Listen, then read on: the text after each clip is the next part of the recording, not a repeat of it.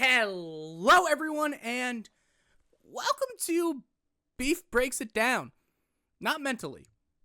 Maybe a little mentally. It depends on what the topic is. So, today we're getting backpacking.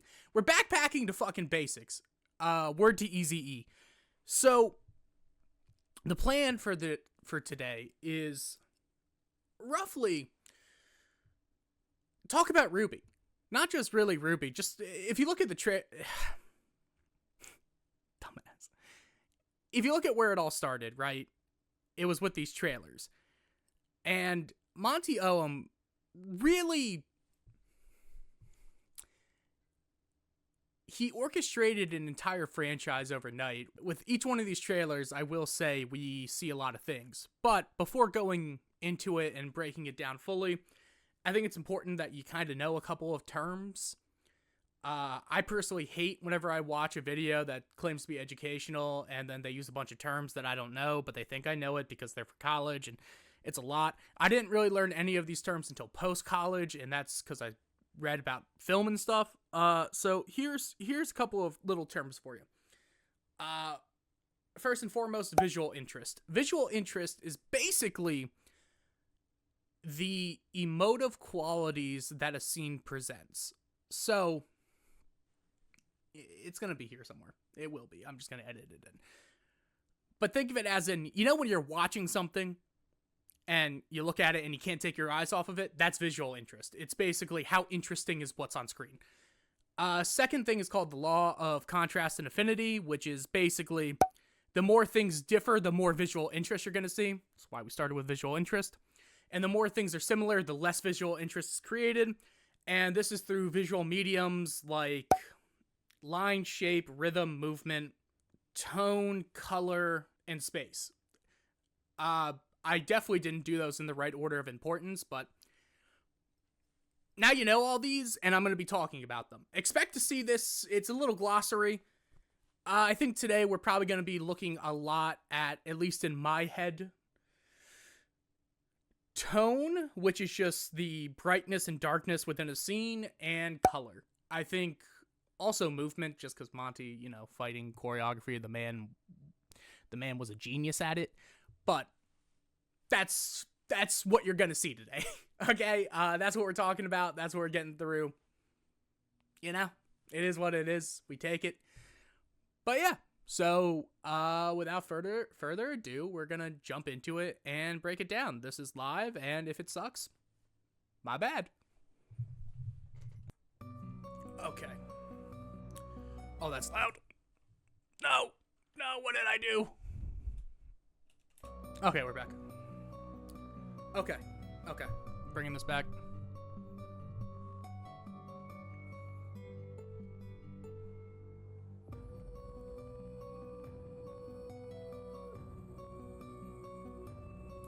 Okay, guys, listen, I know I pause a lot, and it's only gonna get worse, but that first shot, there's stuff to talk about immediately, because basically what you're seeing here, right, is you're looking at a total contrast where it's the darks, it's the lights, it's a gradient, we see a moon, and we see immediately this blast of color shoot onto the screen, and it's rose petals. So we're getting a lot of just a visual motif. We're seeing how a character, before she's even introduced, we know that Ruby Rose is represented with rose petals. So, fun little fact there for you. Holy shit. And look at her. Now, this is the shot that has always stuck with me whenever I've thought of this show. I think of this. The white background, just it is visually interesting, which is like, well, I mean, that's not really the right word, but like the contrast on screen is where it's at, because you have all those beautiful brights. Her entire cloak is dark. You have the red flowing in the wind. She's in a graveyard. Like, there's just so much going on without really a word spoken.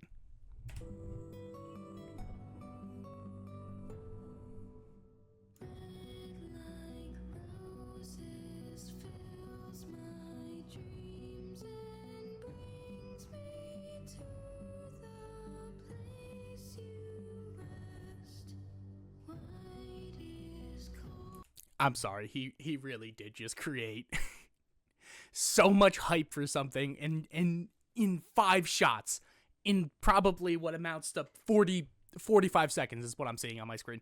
In 45 seconds, he created he created hype, and that's dope. And you'll see this. I think for this one, I do want to focus mostly on just the color. All of these kind of have the same through line as movement, and movement is personified in like 3 different ways. You have on screen, we're watching her walk across. That's object movement because she's an object on screen. Then there's eyeline movement. So to create like that kind of interest, you don't even have to actually do anything. Think of it this way.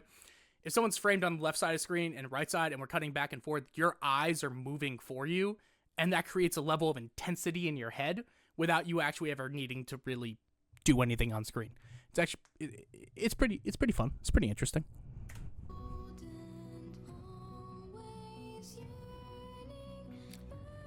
Oh my god, even the shot choices.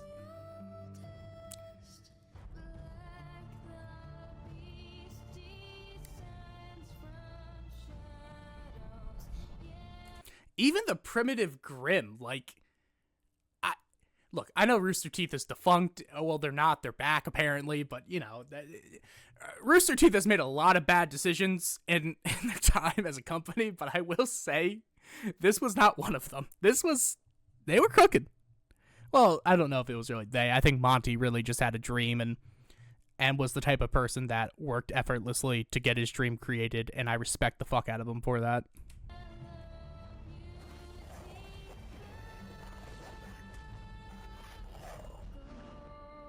It's so dope! It's still so fucking dope, dude. Oh, fine. It's so fucking cool. It really is. And I know I said I'm not doing reactions anymore, but like, it never gets old. Like watch this. Okay, so what you're looking at right now is you're looking at brightness. So it's basically clogging your eyes and your vision. And yeah, there's the sky. Yeah, there's everything. But the thing that is most solid, the warmest color, warm colors seem closer to screen, so this creates the illusion of depth. Fun little fact, space doesn't exist when it comes to screen worlds. So like, yeah, you see books behind me. Yeah, you see like the lines in the background. Yeah, you see there's another chair back there. But the reality is that the screen is flat, and because screens are flat, that means that they can only appear to be 3D, but they're not actually 3D. And there's a lot of ways to trick you into believing they're 3D.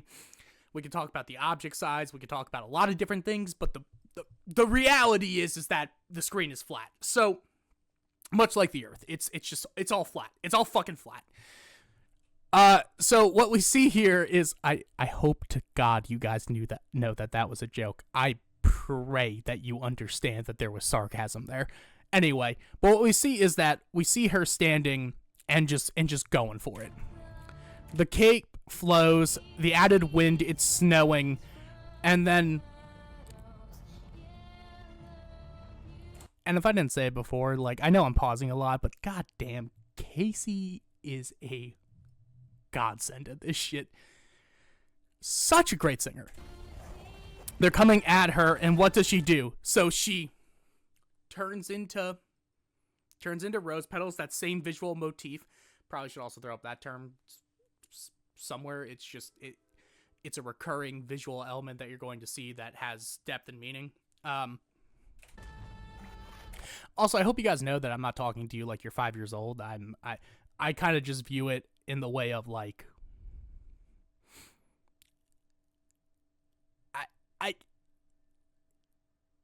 I would call it non-intentional mansplaining, but like it's probably the best way to say it. Like, I just do that thing so we're all on the same page because I use words stupid, and my eye, I don't know what it is, but I might have a stroke or something because my left eye is just permanently like halfway closed, and it irks me because I look at myself on camera and it's like, why are you always squinting like a jackass? But look at that. So against the entire bright background, all you see is like the red, the black, which is just, again, we're talking about contrast. Like we're talking about the law of contrast and affinity. So like tone, the brightest thing on screen is the moon. Against that is the black and the red. It's almost monochromatic. And like as the starting send off, this is insane. This is so, it's not fun to explain why something is cool, and I understand that, but again, this is now film school. We're in film school now. I hope all of you are enjoying it. Hello. So what we're getting at here is we're breaking her down, and it's very angular. Angular also creates contrast in terms of lines. So like horizontal lines are boring, vertical lines are rigid, diagonal lines are contrasts.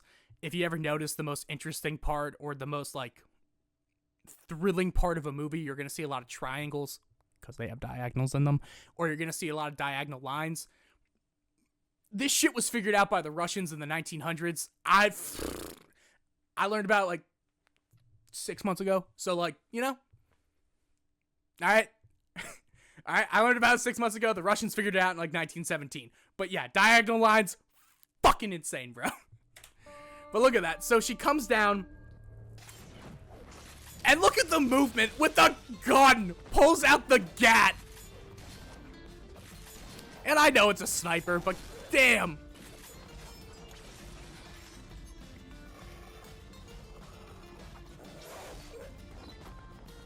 It's so cool. And the little smile. I hope it doesn't sound just like I'm fanboying. Like, I really do hope you're learning something from this. But even with what you're seeing here, what's going on is just, I don't need to say much more than the movement's getting you where you gotta go. All right?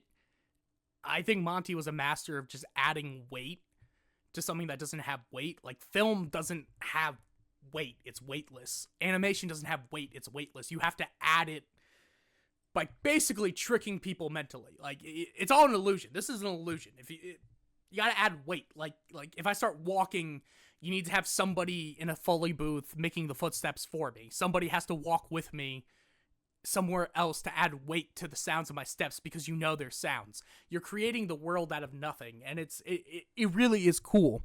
And like every time you hear the gunshot, the gunshots add weight. The little slight movements add weight. Her going, like, if you actually listen really closely,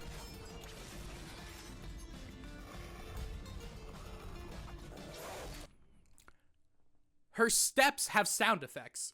Their steps have sound effects. It's so layered that every little aspect of sound design plays perfectly into this, creating weight, creating momentum, creating everything.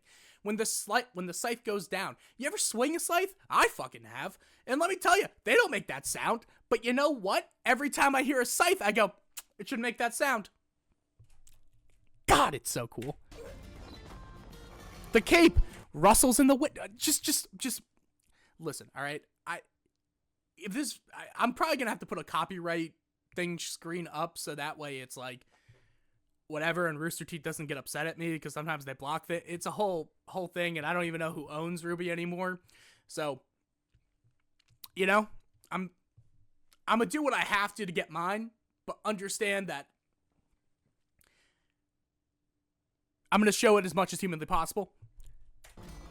Like, look at that. Look, the slight smile, the red highlights, the sound of the metal clinking.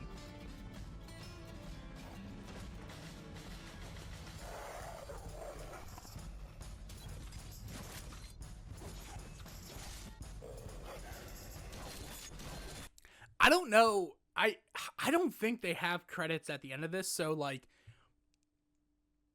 I know a team probably to some level did work on this, but if these trailers were all Monty, like as in choreographed, directed, edited by him, I will say that like everything is so thoughtful and so put forward and something that you wouldn't even think about.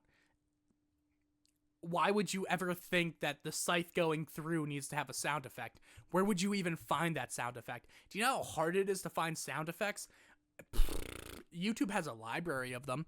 Like, yeah, you could look them up, but like, you have to imagine what something sounds like. Think about that. Think about that. When bones break It's celery being broken in half. Who came up with that? A genius, but like, you know.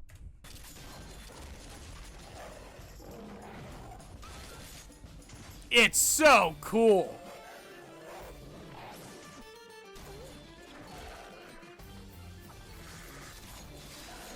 And like, so look at the juxtaposition of movements in these shots.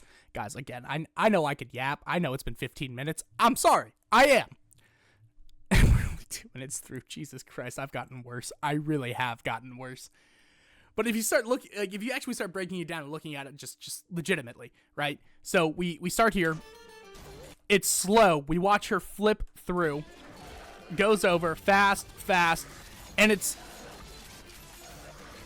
oh my fucking god.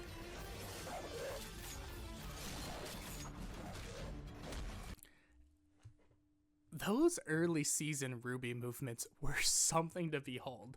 And you know, I'm not even someone who hates the season 4 through 9 animation styles or anything, and you know, it was different, sure, but the dude died, but like, nothing beats this movement, this feeling, this raw energy.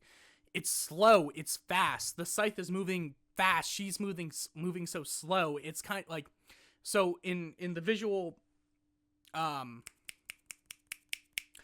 element of movement, like, yeah, I was talking about eyes, I was talking about objects. You can have partial or full.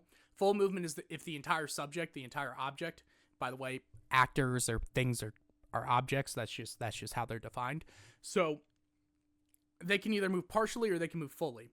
Her scythe is a partial object that is going around her in fast time while she's slowly walking. You have the grim werewolves coming at her and attacking her, which is creating a different kind of motion. Like, I do apologize. This is my first time breaking down something like this, and I'm trying to make it quick. But like, what you're seeing here is basically she's going through it. It's fast while they are saying slow. So it's adding weight to the visual while keeping you capable of viewing it, like viewing what's going on and seeing how it's happening. God damn.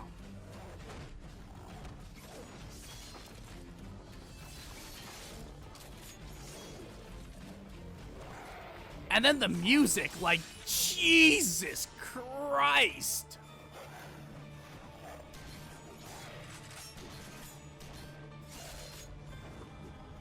And there she is flying with the scythe.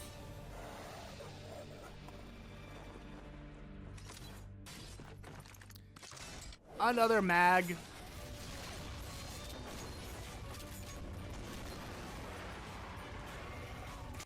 And like, notice the, oh shit. Notice the vector lines behind her as she's moving here. So like, in the background, it's again, no motion is real, so it's creating the like illusion of motion. So what we're getting at here is we're seeing, God damn. We're watching her run, but she's really, if you actually were to break it down without the layers, if you took that away, what you would see is not an insane fast-paced thing. It's the illusion of it. Like those vector lines that are going this way are kind of like giving you that feeling. And then you're like following it up. God, I still have 16 minutes. Come on, Matthew.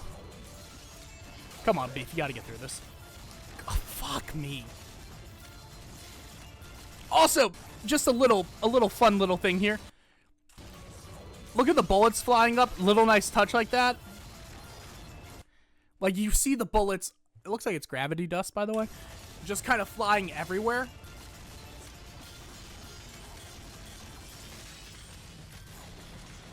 Holy shit. And then the crest.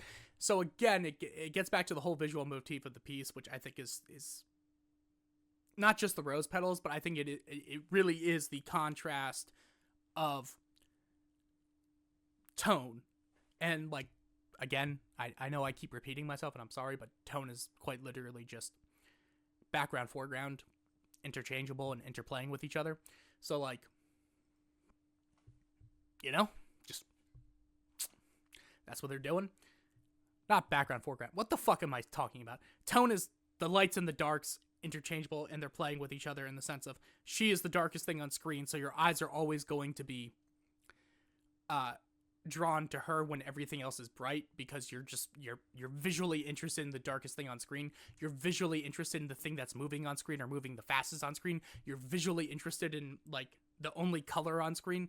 So everything works to make Ruby a central character in this piece. It's all meant to serve the fact that she is the one doing everything. Really cool shit. And then you have all the bullets falling, which is a nice touch. And then it becomes red! Let's see. Character design, Monty, okay. Jeff Williams, produced by Matt, yeah. Monty, Miles, Carey, directed. Okay. We don't see the edited, but gotcha. They did a phenomenal job with it. So now we're at... This is Weiss, which is Snow White. Yeah, Rooster Teeth, we get it, you're dead. Everyone is entitled to their own sorrow, for the heart has no metrics on form or measure, and all of it irreplaceable. Now, this means a lot. I'm still not exactly sure what it means, but starting with this specific quote, I think adds a really nice touch of getting you into the moment of who the character is, what she's about, and how she feels. So, like, everyone's entitled to their own sorrow, so what we're being told is that this is a piece of isolation. For the heart has no metric or form of measure, and all of it is irreplaceable.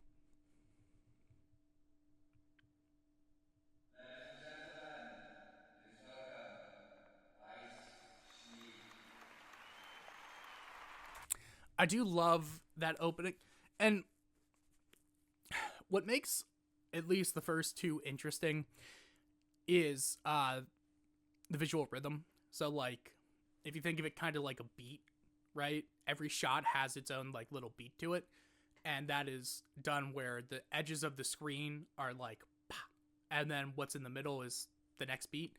So it's like, pa, pa, pa. So this is a very even shot. Still even.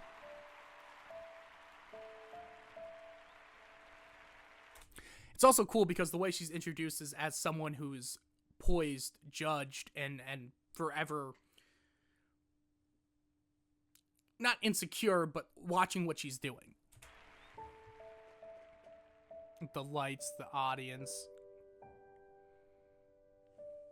Oh my god, even the shadows on the floor look so damn good. You have the heels, but the shadows creating this, like, multifaceted version of herself.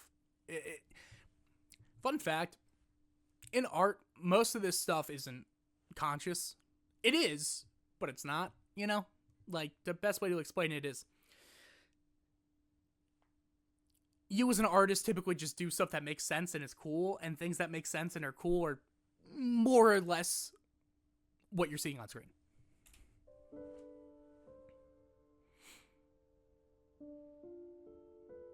Or the fact that she carries, like,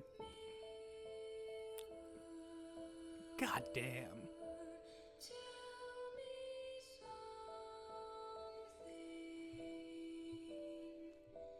Also, fun fact, she's white with the red on the inside. Visually, if you think about Ruby's black with the red on the outside, it's almost like these characters are meant to be natural foils to one another, in a way of, like, they're representing the same color but a completely different outlook, where white is the pristine and dark is kind of the gritty. And it's interesting because, like, Ruby's the hopeful one and Weiss is more or less sarcastic, so it's kind of like giving you this weird dynamic twist, but, you know, just interesting thing to notice.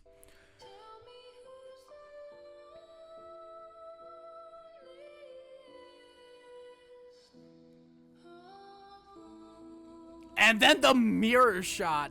Damn. Creating the Guardian.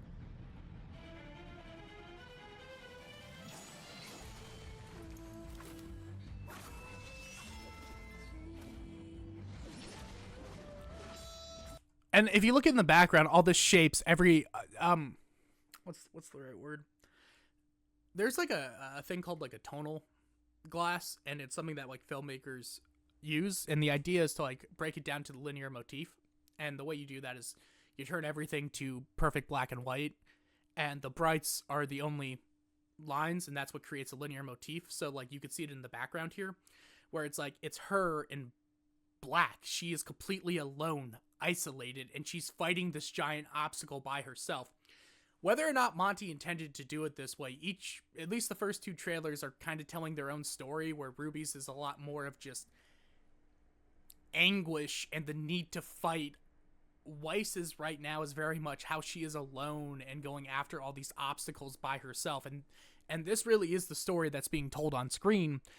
Before we ever get to episode 1, this is the trailer. This is how Monty created a world without ever needing to say a fucking word, really.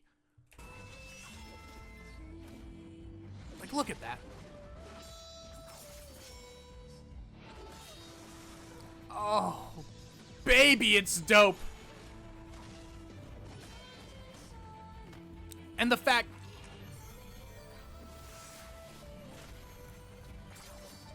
And we're seeing it all. She uses a poised weapon. She, like... Now, we don't know it, but, like, you could even break it down in the way that she has the snowflake on her back. She has a spotlight following her, but can't keep up. She's being watched. She's being judged. She's being evaluated for who she is. And she can't even act with impunity, because doing so, it's like, she's being watched. She can't go outside of this thing. And it's the fact that she has all of this stuff around her that is going on, and this obstacle in front. Fuck.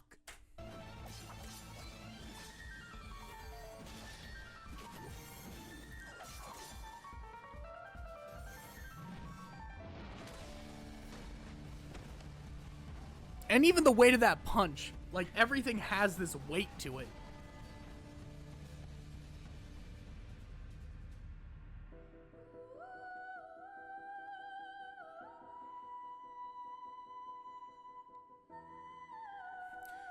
And you know what makes it even cooler? So, like, look at the light on her eye. It almost, like, it creates, like, a tear. So, like, or she's crying. I really can't tell. But, like, if you look at the way the brightness starts filling on her eye, it creates this weird tear look.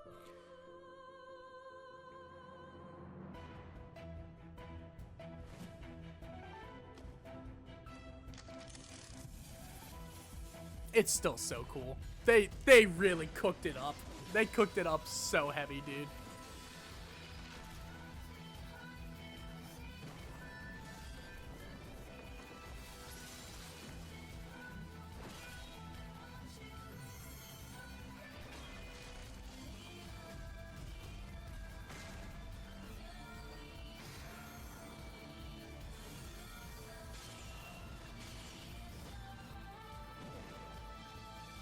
Dude, she's so cool.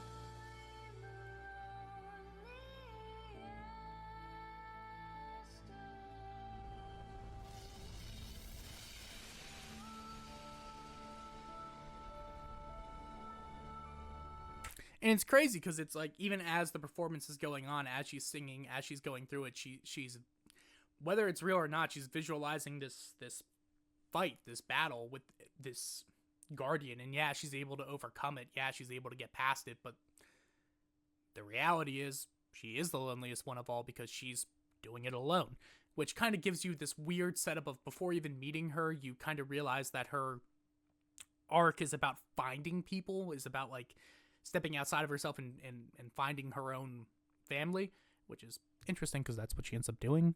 Just saying. I think this is where my first video ended.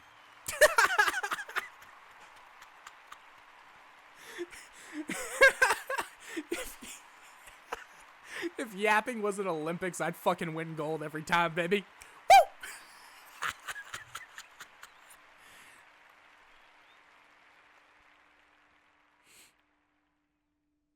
Now on to my girl Blake Belladonna.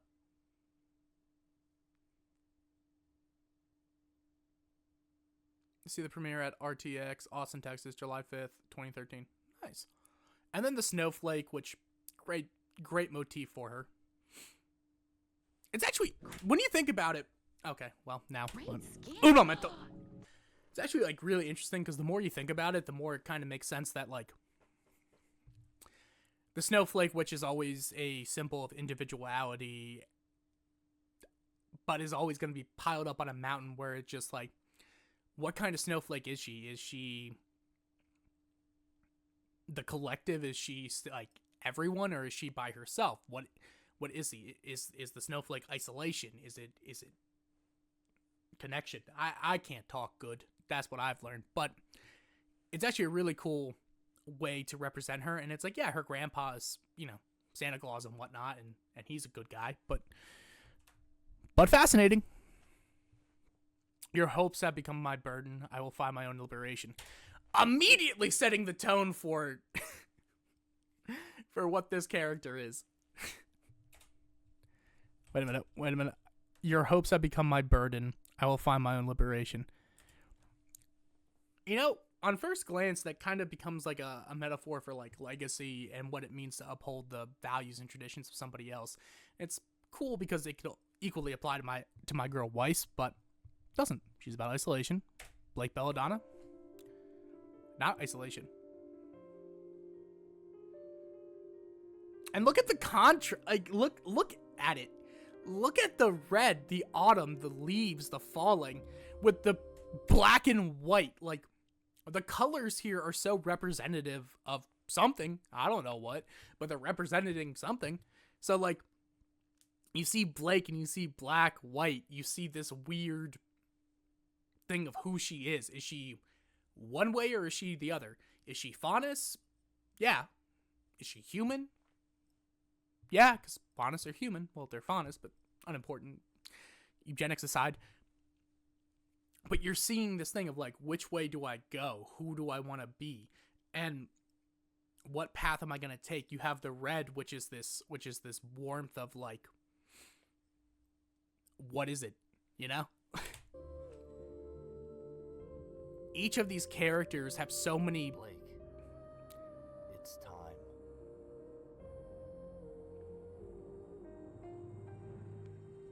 Okay. Is that eyeshadow? I've actually never noticed this before. I need to see her other eye, but it's a weird bruise on her eye there. Or it's eyeshadow. My ninja.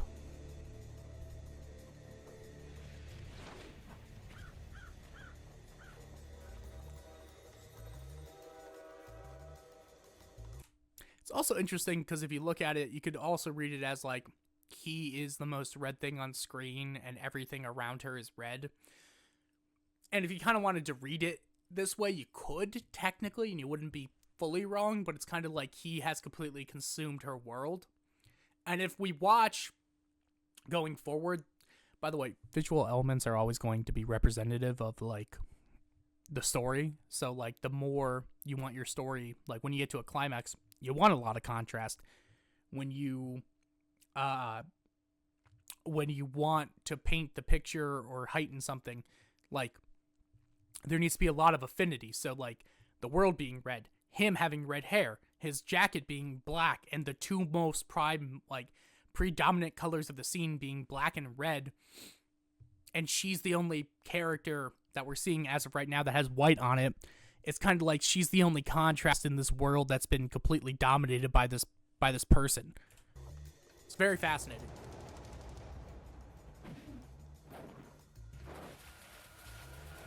And it's like, yeah, he has a little white, but it's not enough.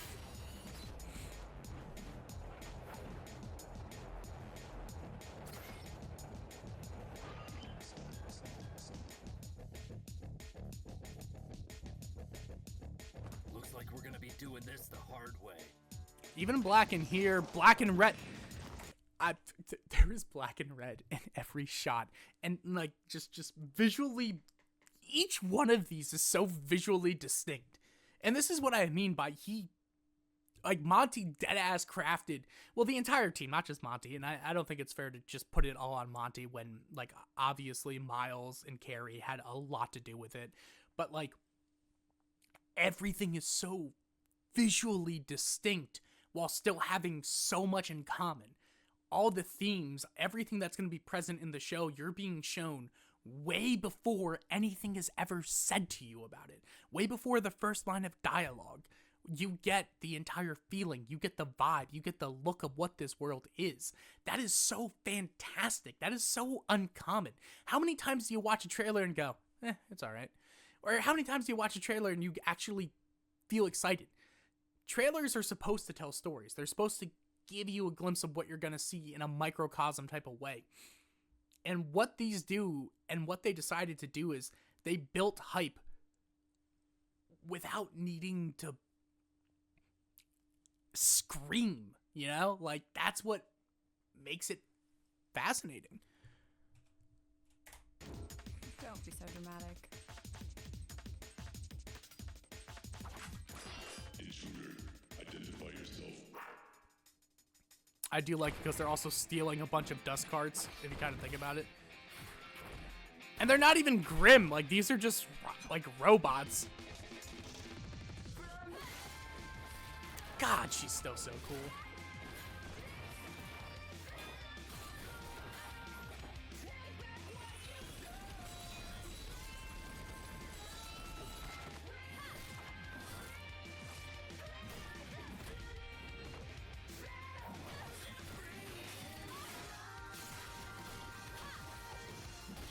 It's still so cool. And now, like, Let's do this.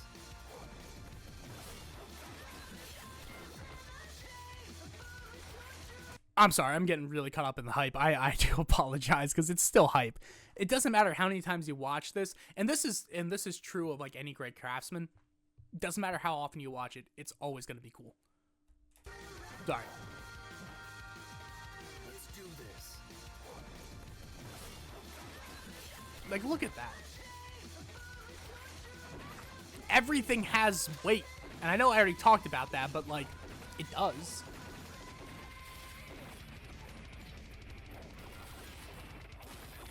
It's still so cool.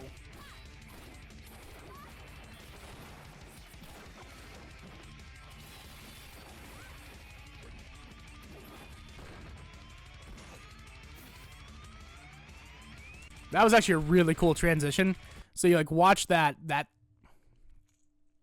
I wish it's a little hard to explain, but like you see how like when he closes the knife, that's when it does the cut. It does the cut on the sound, not the motion. So you still get the cool effect, but it makes it kind of like his final. It creates this really interesting, I keep using the word weight, but more what I mean is like finality. Like it creates a finality to what's being done. Like boom, cuts it, opens the door. Here. Perfect. Move up to the next car.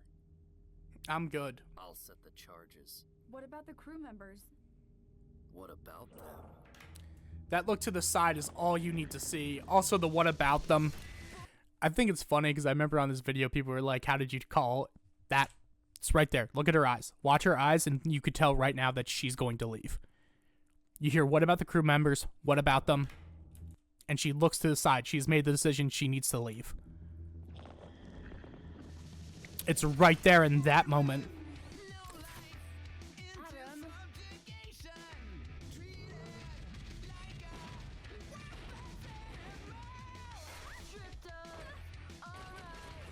Damn, bro.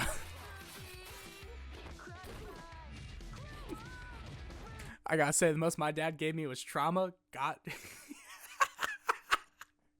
Most my dad gave me is trauma, and this man gave his daughter a whole ass career. God bless him. God bless the whole family. She's talented as hell too. Like it just. We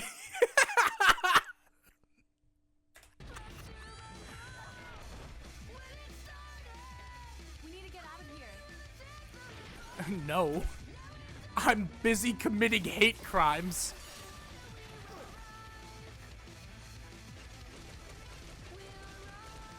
Find me some time. Are you sure? Do it. What's really cool here too is that you can see the snowflake in the background. So if you pay attention throughout, you still see the snowflake. So you see that white or Weiss is connected to this somehow, because her visual motif that was set up in the last trailer is now on display here as a background force. So these characters are robbing from the isolated, which is an interesting way or dynamic to set it up.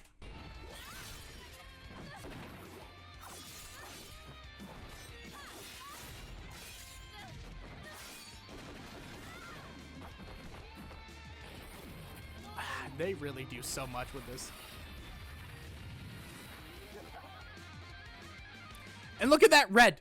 You'll notice in the background too, as everything goes on, the red is kind of fading a little bit. Like if you look at the trees, like it looks a little bit more faded than it did before.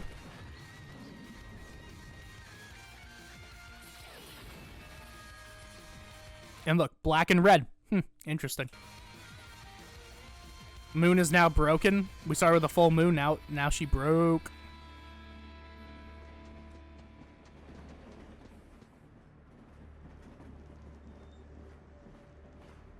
Still red, but now they're getting blacker and blacker.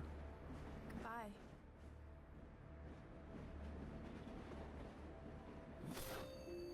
Dope. Now as she gets out, it only becomes red again. It's interesting. But now she's fully embraced. I kind of think it would have hit a little bit harder if she went a white, but I do respect the black. Each one of these trailers is building a level of hype that just is unmatched. Like it really did such a good job of getting you anticipated for what this show was going to be. Regardless if I understand it or not.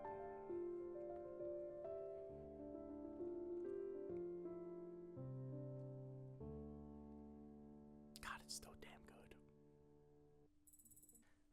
And now we're on to Yang, or Yellow, and let me tell you what I think is gonna happen. Guys, listen, I still don't know the format, still don't really understand the format. My bad. We're kind of just working through it together, so that's on me. I in the future probably are gonna do shorter segments, shorter things. I'm not gonna be able to do entire episodes unless it's really needed. But obviously, suggest scenes, suggest things. I don't think I'm gonna rewatch all of RWBY, but I would very much like to go to like key scenes and key moments and go over why they work, why they fit so well, and what the visual story is telling you. Because the story on screen and the story that's told are not always the same. They can be very different, and that's how like visual elements can work with or work against what you're trying to do. They can tell contradictory things, and if you're not cognizant of that, you can really hurt yourself artistically, not emotionally. You could just it just is, you know. But yeah, so just so you're aware, just to give everyone where they're at. Scathing Eyes ask that we be symmetrical, one-sided, and easily processed. Yet every mishappen. I'm kidding. I know it's misshapen now. I'm stupid. I was stupid in 2023, and I'm still stupid in 2025. But anyway, yet every misshapen sparks unseen beauty. Misshapen sparks unseen beauty is greater than it would be judgment.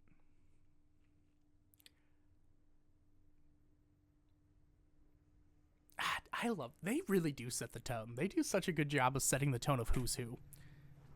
Damn, I miss Yang. Hi, Yang. My motorcycle baddie. Being set with two motions, creating the world. The yellow.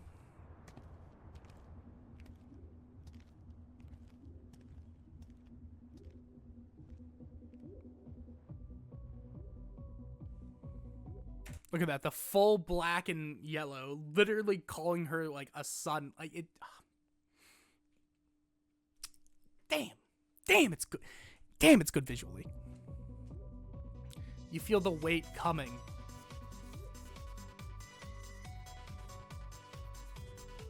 She's by herself, figuring her stuff out. Ooh, my neck. Look, you see the red rose. the rose petals are all like are such an interesting visual motif because they're literally everywhere. It's like even it shows a connection between this character, between the first character Ruby and this character Yang without mentioning it. So like you're primed and ready. If you've actually watched all of these and you followed them and you like built into the hype of it, when you get to the show, a lot of the legwork is done for you without ever really being explicitly told. It's going to be explicitly told, but now you're seeing the connection before you ever even get to the connection. So it's like a really nice way of priming your brain for what's to come. Yo, it's DJ Pauly D.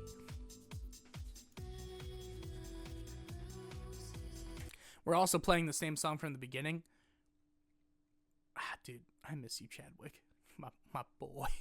I know his name's not Chadwick, but damn, was he my boy.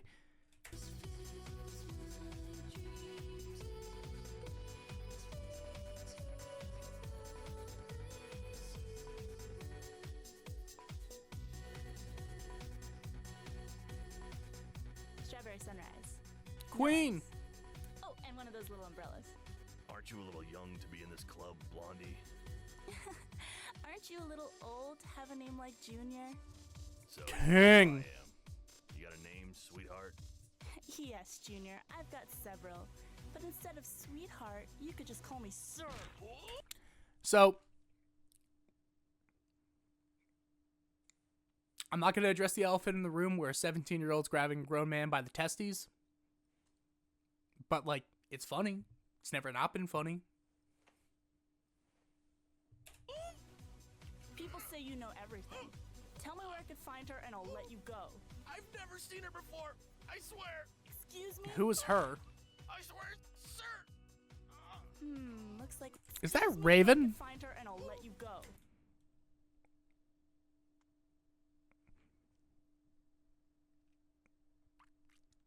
See, I can't tell who's on there, and I forget if it actually gets addressed, but from here, it sort of looks like Blake. Sort of.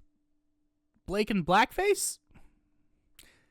Which is fucked up to say, and I'm aware of that, but, like, that's what it looks like. I've never seen her before. I swear. Excuse me? I don't know.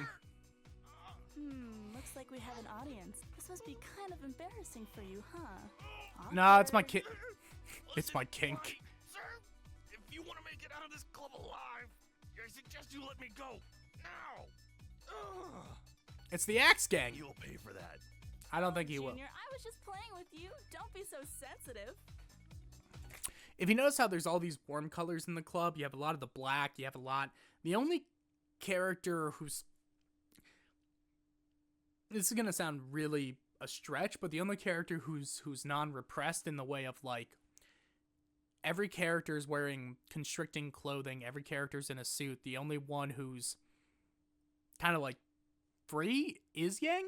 Like, she's the only one that has midriff showing, the only one who really has, like, you know, cleavage. She's wearing a scarf, she's wearing whatever. She's the only one who's kind of having fun in this club that's meant to be fun. Come on, let's kiss Like, and look make at up, it. Okay? Huh? Okay. Why would you believe that that's... Yeah, what...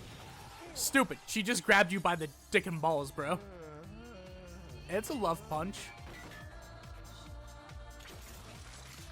And the gauntlets.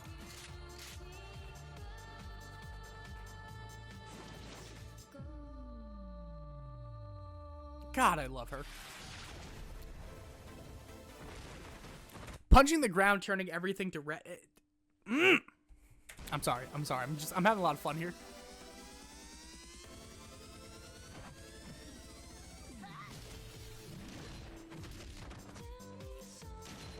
It's like kind of like a club remix.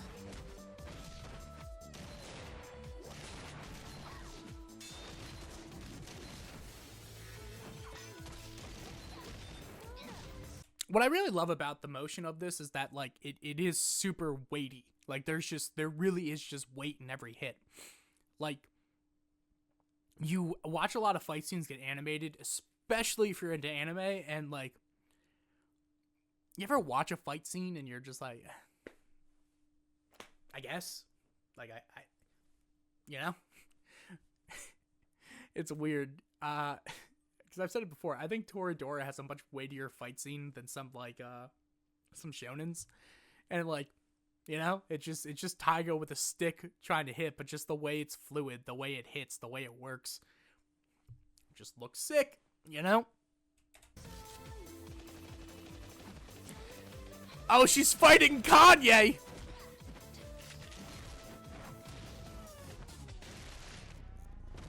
I don't think that's... Who is this girl?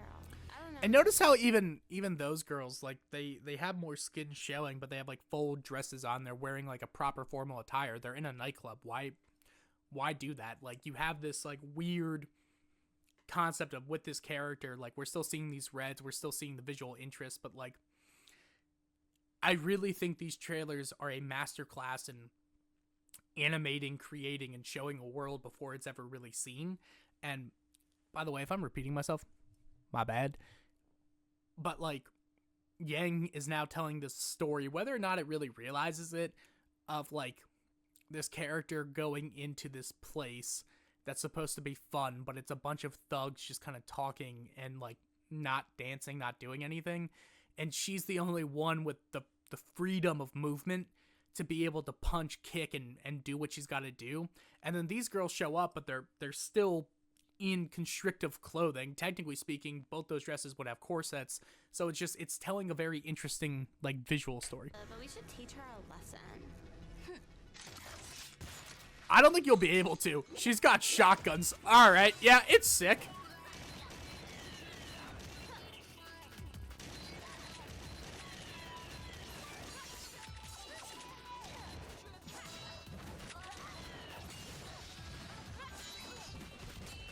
I do love that she's a brawler, too. It really does save so much time.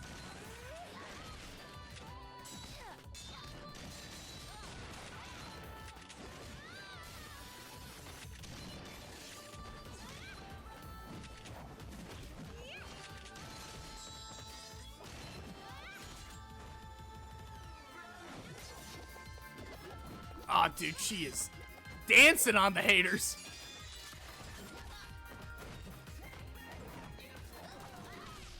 What I love about this is that the camera movement, instead of it being 5 separate shots, they really went with the fluid look. And that takes balls. And why I say that takes balls is that, again, it is really hard to do fight scenes. You think it's easier because it's animated, but think of the amount of animations you watch and they still for some reason cut on action. Instead of cutting on action, they're doing movement, and the movement is so fluid. Like, you can't take your eyes off the screen because of the way it's framed, because of the way it's shot. Everything is building on itself and creating this beautiful look. Like, fuck! Like, holy shnikes, bro. Alright. She's kicking ass. And he's got a bazooka.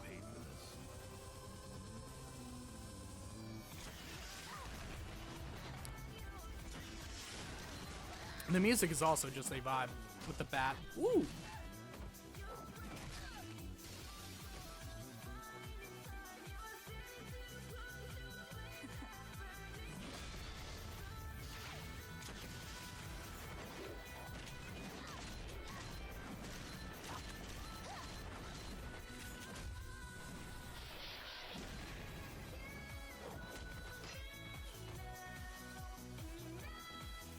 Oh, you ripped out her hair. Oh. So notice how what happens here is that she gets so mad and they wanted to add so much to the weight. Guys, if I'm using weight too much, please let me know. But they're adding so much to the, like, each step, each thing, that the animation starts going away, as in it becomes more minimalistic. It's becoming more minimalistic to add this feeling. It wouldn't work if there was no, like, contrast. Like everything has become yellow, so that way everything is now on her. She runs, it goes out of color, becomes desaturated as she comes, because it's kind of like the Luffy punching that dude in the face, the dragon bro. which is still one of my favorite shots in anime history, just the way it works. But like, fuck. And look, she's outside. Is that you? Oh, hey, sis. What are you doing here? And now it makes sense why they were there. Anyway, 1 second. Doop, doop, doop, doop, doop, doop. It's a long story.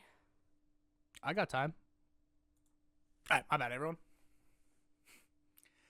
Alright, guys. So, yeah, this is the first time I did a cinema breakdown. I hope you enjoyed it. I know I yapped for an hour. That's on me. I was kind of hoping it'd be like 20 minutes, but that's on me. Professional yapper alert. And, yeah, let me know what you think. Let me know if there's any other scenes you'd want me to break down or talk about. Like, again, I know I went all over the place, but my goal with this is to be a little bit more educational and try to work, if that makes sense. Like, there's a lot of things from this that I think I want to take. I've personally never shot an action sequence before, and I really want to. So, I plan on live streaming once a week where I go over the long form, higher effort pieces that I'm going to be trying to make. Join in. They're going to be Wednesdays, I think, or they're going to be one like during the week, but check them out or watch the VOD and you'll see the process. But I want to watch this stuff so I could take something from it, because good artists create, better artists steal. And if I'm going to steal anything from Monty, you know, I think I want to steal the way that he does fight choreography, the way that he treats it more like a dance than a fight, where there's give, there's take, there's sway, there's push, there's pull, there's so many elements going on that are working in its favor. So yeah, those are my thoughts. I hope you learned something today. If you didn't, my bad. You know, I just be yapping, I just be talking. But yeah, I really hope you enjoyed. Thanks for watching, and peace out.